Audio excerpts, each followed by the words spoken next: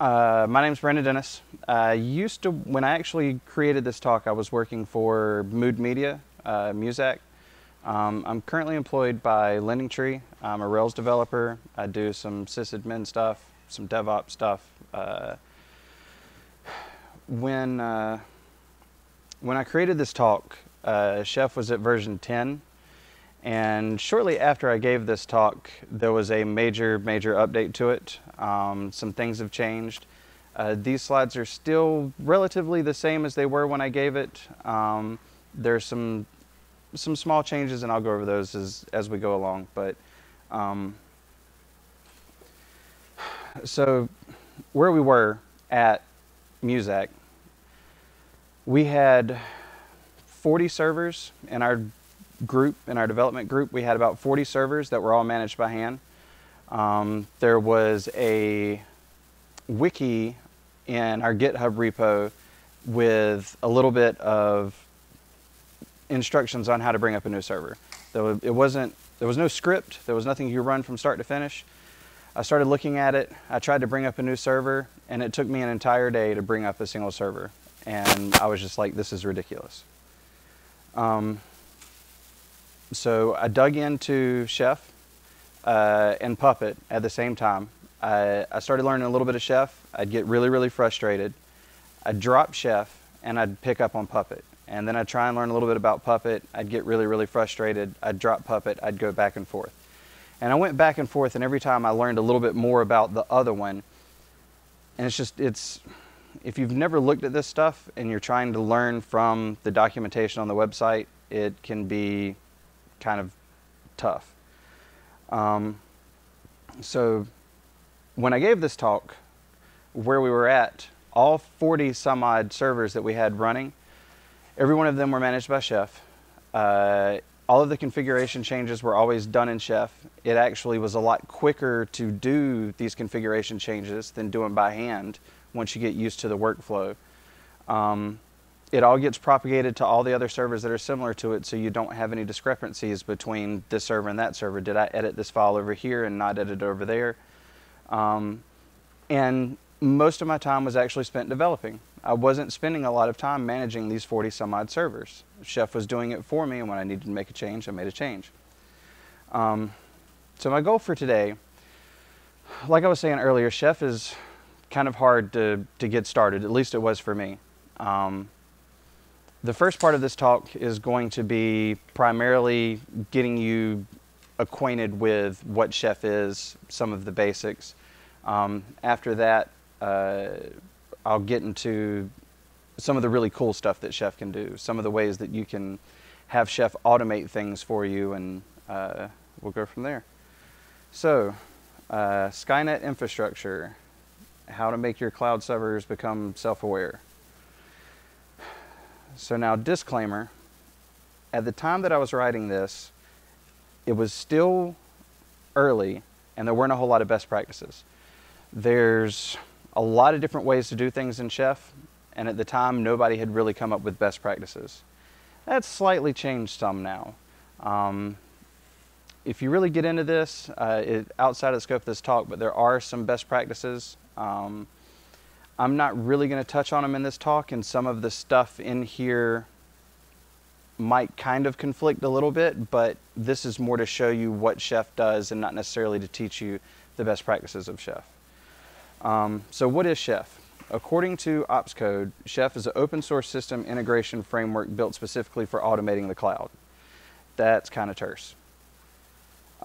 Chef is a tool that allows you to find the state of your servers and then enforce that state on those servers. So what are the benefits? It takes less time to bring up a new server. With the 40-some servers that we were running at Muzak, if every one of them were to stop on Amazon, they were to be terminated. Someone went in and accidentally clicked all of them and said terminate. I could spin up all 42 of those servers and have them all handling requests within about 10 minutes. That's huge. When it took me one day to bring up one server that was identical to another server, and now I can bring up 40-some servers in 10 minutes. There's less error setting up new servers. all of your configuration it's in these recipes. You can't mess it up. When it comes up, it's provisioned the exact same way the last server that you brought up was provisioned.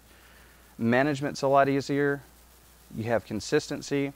And one of the neat things that I'm starting to play with now is cross-platform. At LendingTree, we're a heavy .NET shop, so all of our servers are Windows. So this is kind of new territory for me. But you can use Chef to manage Linux, Windows, all of it. So this is just kind of reiterating what I was saying before. Nathan Harvey, he's really large in the Chef community. He's basically saying that when he started, it was kind of rough, and then they switched to Chef, and everything's flexible, it's provisioned automatically, and everybody can make changes. So some example. Well, let's get into the rules. The first rule is idempotent. I think I pronounced that correctly. Your recipe should be idempotent. Basically what that means is that you should be able to run these recipes over and over and over again. Once it runs once, it's not going to change anything unless something's out of whack. A good example of this is in a recipe, you wouldn't want to append something to a text file, because the next time it runs, it's going to append that same thing to the text file, and the text file is just going to grow and grow and grow and grow and grow. So you want things to be idempotent. You also want to provision often. If your recipes are not idempotent, refer to Rule 1. But you should seriously consider provisioning often. You get some neat benefits by provisioning often. For example, you've got somebody that's not really familiar with Chef, and they go on and they try and change something on a server somewhere by hand. Well, you don't want that. That's why you move to Chef. If you provision often, if you're provisioning every 5 minutes, 5 minutes after that guy changed that text file, now it's back to the way it was before, and his work didn't work. So now you're enforcing him to do it the way that you want to do it. Yes? So provisioning in Chef, when you bring up a brand new server and it's a blank slate, all of the steps that it goes through to bring it up to the state that you want it to be is provisioning it in Chef terms, essentially. But you can rerun that every so often, and because your recipe should be idempotent, it doesn't hurt anything to keep rerunning it. And you'll see some examples of how to do some idempotent stuff. Like, for example, if you're running Nginx and you're managing Nginx with Chef, you might have a configuration file. It runs every 5 minutes. If the configuration file doesn't change, then it's not going to reload Nginx. But if for some reason some new server comes into existence and this configuration file needs to change, then it'll notice that it changed and notify Nginx to reload itself. But I'll show you an example of that in a little bit. So 1,000-foot view, nodes are essentially servers. When you're looking at the documentation for Chef and you see node, we're talking about the actual servers that you're provisioning. Attributes are essentially variables that are specific for your recipes. Roles define a node's attributes and what recipes are applied to that node. And clients are anything that uses the API. So when you're reading this documentation, one of the tricky parts is nodes and clients. All nodes are clients, but not all clients are nodes. And so it can be a little tricky when you're trying to figure out what exactly it's talking about in the documentation. Resources are the basic building blocks to define state. Related resources are grouped into recipes, and related recipes are grouped into cookbooks. So here's a simple package resource. This is essentially saying that I want MySQL Server installed on this instance. It's going to use whatever package manager is available to it, and it's going to ensure that it's installed. There's another simple file resource. This is just going to make sure that this file exists. That's all it's going to do. This is a slightly less simple file resource. So this is going to make sure that that file exists, but it's also going to make sure that the owner is Vader, that the group is Darkside, that the mode is 740, and the content, it's actually going to write the content of this file. So if this file disappears, and Chef provisions, this server gets provisioned, this file will be rewritten. If the content of this file changes and Chef reprovisions, then the content's going to go back to this state. This is defining the state that the server should be in, and it's enforcing it. So you might think, how hard is it to write a file?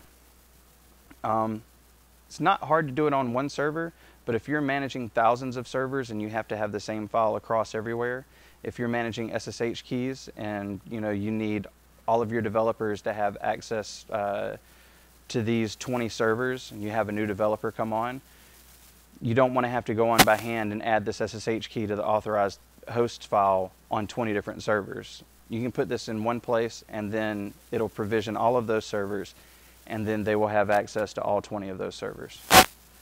So some advanced Chef concepts. Providers. Providers are just kind of an abstraction for resources. They're platform independent. For example, a package resource like the MySQL server package. On Debian, they use apt-get. On Red Hat RPM-based distros, they use Yum or RPM.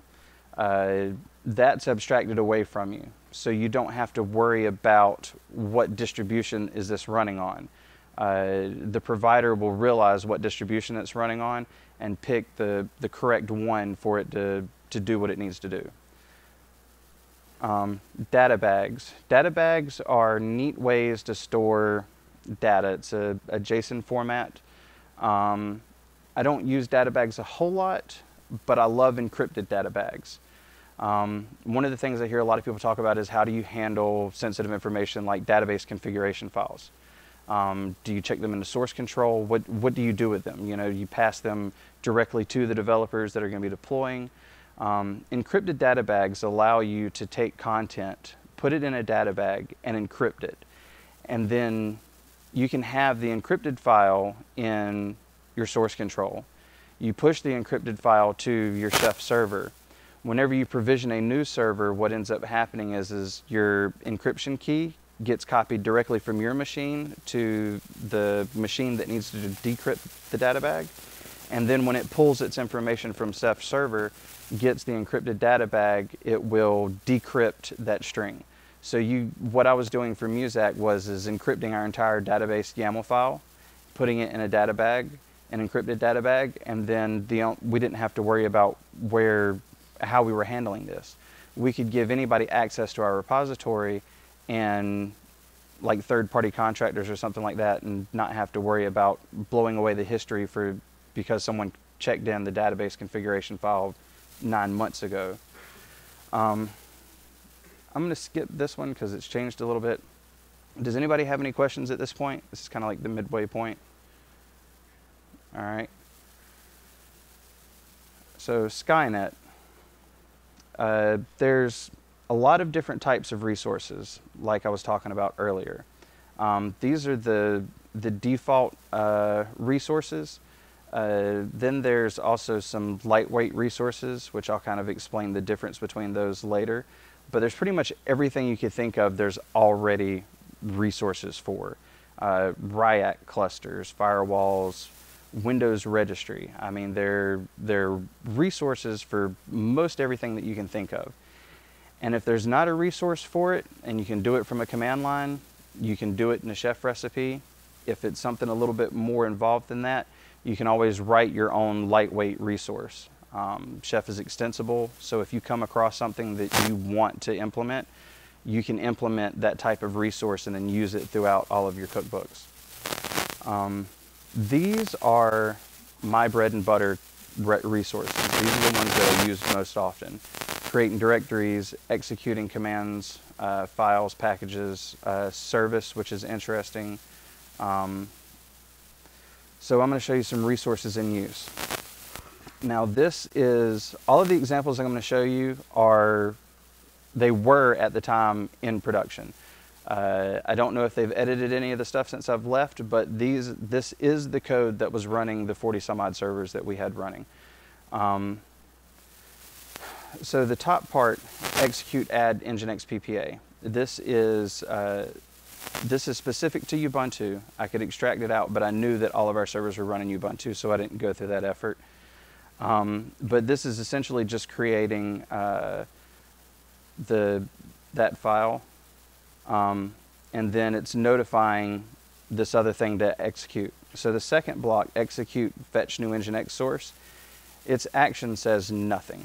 So every time it runs, it's going to do nothing. It's never going to do anything until something notifies it to do something. So the only time it's going to run is when the add nginx PPA block at the very top runs. And it's going to run immediately afterward. Then it's going to install the package, and then it's going to say, hey, nginx is a service. And it supports these different things. So if you were to use sudo service nginx, the command that comes after that, status, start, stop, that's what these are equivalent to. The last line, action enable and start, action start ensures that every time this recipe runs, if nginx is not running, it's going to start it. So if nginx was for some reason to crash, for some reason someone went on and accidentally stopped it, the very next time that this runs, nginx will be running when it's done. The enable part sets nginx to be set to start up in the default run modes. So if you restart the server, nginx should be starting. If nginx stops, it should start. It kind of helps enforce that nginx is actually doing what it's supposed to do. Attributes. So here's some example of attributes. These are all default attributes. There are some different precedence levels for attributes depending on where the attributes are actually defined and at what level they're defined. This looks really ugly from, if you've got a strong Ruby background or a strong Rails background, this might look really, really ugly, but it's essentially just namespacing these attributes for nodes. There we go. And these are where things change. I had 3 different SSL certs. So the first part of the naming scheme all matches. This is the attribute precedence. Default has the lowest precedence, normal, override, automatic. It also depends a little bit on where they're actually defined as to which one takes place, because you can define default attributes in different places. For the most part, you can just remember default, normal, override, automatic. And then we'll get into roles. So essentially a role is kind of defining what type of server I want. You need a front-end web server. You need a mid-tier load balancing server. You know, what is this server's actual role? This defines the name of the role, and this can be a little bit tricky if you don't watch your naming. When you upload this to your Chef server, it doesn't matter what the name of the file is that you upload. It matters what the value of this name attribute is when you actually go to apply it later. Here's an example of setting some default attributes in the role files themselves. And this is an example of supplying an override attribute. If an attribute was actually specified directly in the cookbook, this would override that just for this role. And this is the run list. These can be recipes, these can be other roles, but this is essentially saying for this server, these are the recipes that need to be run in order to provision it the way that I want. So back to resources. I showed you earlier the nginx specifying as a service. This is a template file for nginx. Or no, excuse me, we're getting to that. So the first part says, here's a cookbook file, reload service nginx. So anytime that this cookbook file gets created, gets updated, anything happens to it, it's going to reload nginx. Down at the bottom, the same thing. Anytime something changes to that template, it's going to reload nginx. I didn't specify immediately on this one like I did previously. The reason for that is when you don't specify immediately, it waits till the end of the run So if both of these files were to change, it wouldn't reload Nginx each time. It would wait till the very end of the run, and then it would only reload Nginx once. You'll see I pulled the SSL cert, and I'm doing string interpolation so that that value is being supplied by the role file itself. So I don't have to know what server this is really. And then in the template, I'm actually passing that SSL cert value into the template itself. And then search. Search is the coolest part about Chef Server by far. This is where you start getting to be able to automate things. You start getting to have Chef become self-aware.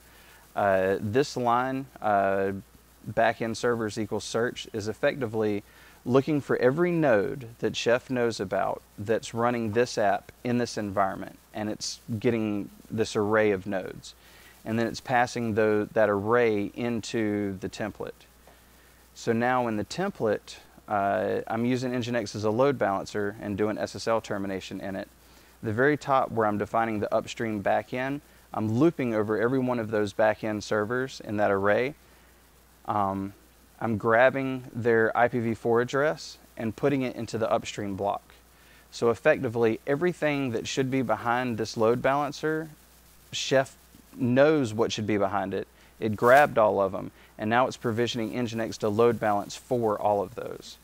One of the interesting things about this is because you're re-provisioning every 5 minutes, you need to bring up a new server to handle load. That new server comes up within 5 minutes. Chef sees that new server's come up, and it's going to change this template file. It's going to update the Nginx. It's going to add it to the load balancing, and then it's going to reload Nginx. So within 5 minutes of bringing up this new server, within 5 minutes of bringing up this new server, it's now added to the load balancer, and you didn't have to do anything. Now let's say you need to bring down the server. Well, when you tear it down, you tell Chef, hey, destroy this server. When it goes to reprovision this load balancer again, it sees that it's missing and it's going to pull it out. So you're not going to have bad instances in here. You're not going to have to manually manage the IP addresses. You don't have to do any of that. And then this is just showing where I'm taking the value for the SSL cert and placing it in to do the SSL termination. These are just ERB templates. If you do Rails, you familiar with this? If not, it's a really simple concept. I think I got ahead of myself. So this is actually what I was talking about earlier about the encrypted data bags. This is a database data bag, and I've given it the name YAMLs. So at the top, you actually see the encrypted string, and that's what's stored in source control. I truncated it because, you know, they're really long, but that's just an encrypted database YAML configuration file.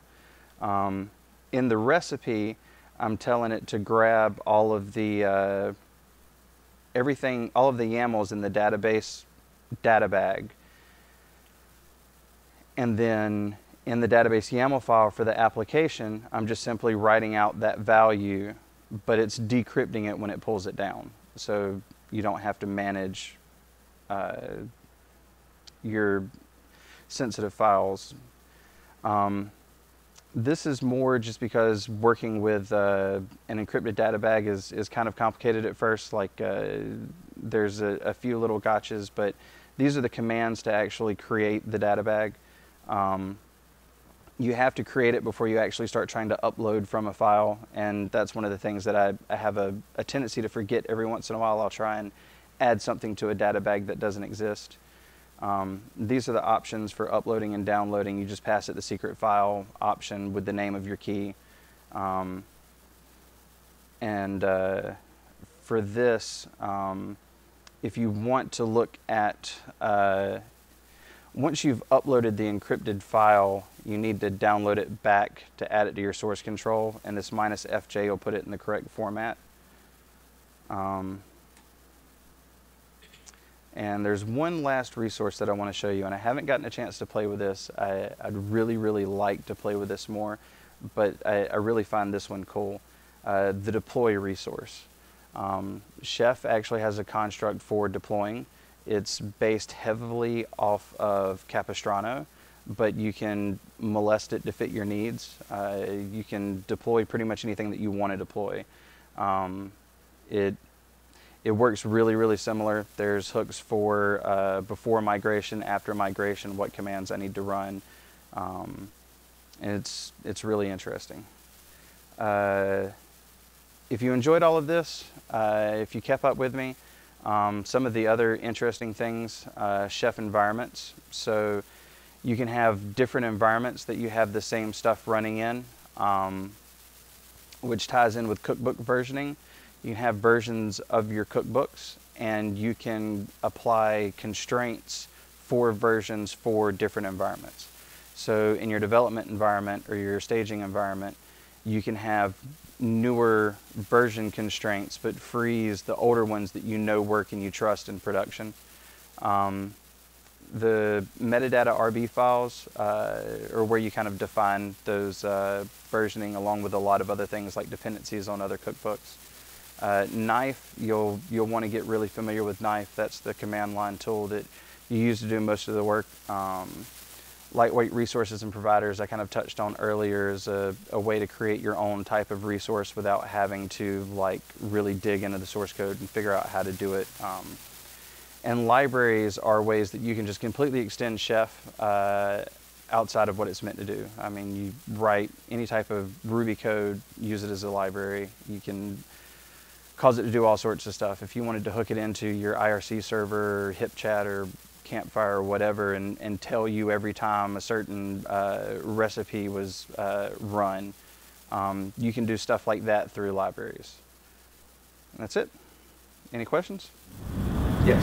So you mentioned early on that you evaluated both Chef and Puppet, and I'm really familiar with Puppet. And when I started looking at Chef, it looked a little different than what you had there. I mean, it seems like the way you displayed it is a lot more declarative. I saw a lot of the attribute trees similar to Hi-Res, so they seem really similar to what you said there. So what kind of differentiated for you? So the big thing that differentiated it for me, Puppet was interesting, and maybe I kind of misunderstood it at the time, but the thing that I didn't like about Puppet was how hard it was to get stuff to run in order. At the time, and this could have changed because this has been a while, but at the time you had to, nothing was guaranteed to run in a specific order, even inside of the same file, from my understanding. So you had to create these weird dependencies where you said anything that's tagged like this has to run before something tagged with this, and I understand why they wanted to be able to run it in any order, but at the same time, it seemed like it was overly complicated for something that just got in my way.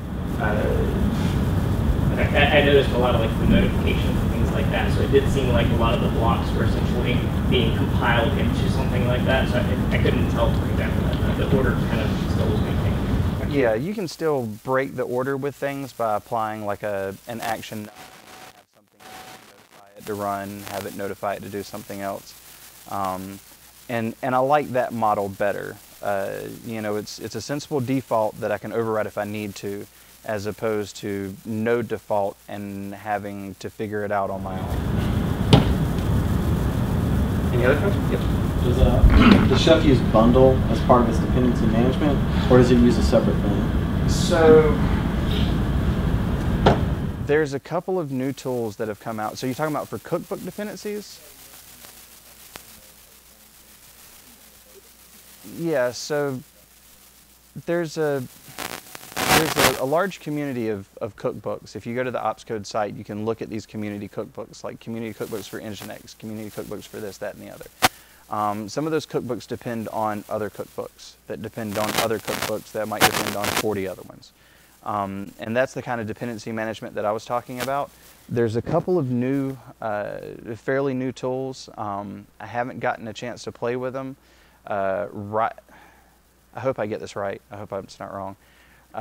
Riot Games, the gaming company, wrote a tool called Berkshelf, which handles, it kind of works similar to Bundler, where it'll download all of the cookbooks that you need and it stores it in a location, and then I believe that's the intent for that tool. There's also a librarian, I think, that'll also help you manage the dependencies.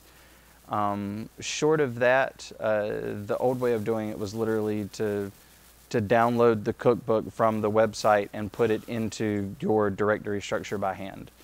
And it effectively, when you have dependency constraints in your metadata files, basically what's going to happen is when you try and actually execute that recipe, it's going to call out to something that it just can't find, so it's not going to run. Anybody else? Well, thank you for having me.